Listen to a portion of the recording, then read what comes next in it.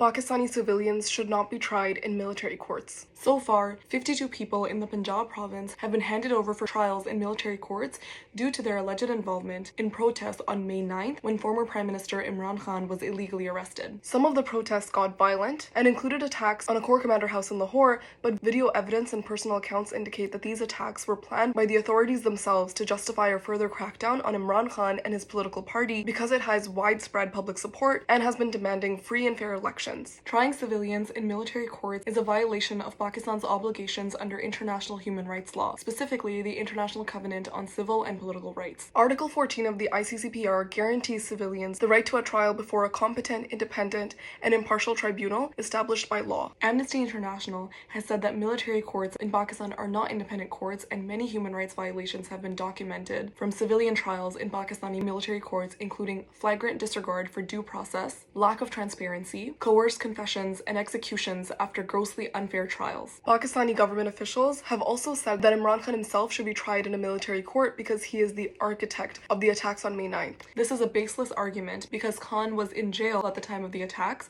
and has always told his supporters to remain peaceful during protests. Imran Khan said that he has no doubt that he will be tried in a military court and thrown in jail because this is the authorities' only hope of removing him as a political opponent. Khan has already been fighting over 150 bogus, politically motivated cases in civilian courts. These cases keep getting delayed and have no merit, which is why the Pakistani state is trying to use military courts against him instead. We're joining international human rights groups globally to demand that the Pakistani government transfers civilians who are being tried in military courts to the civilian justice system and demand that the Pakistani government stops its political victimization of Imran Khan and his supporters.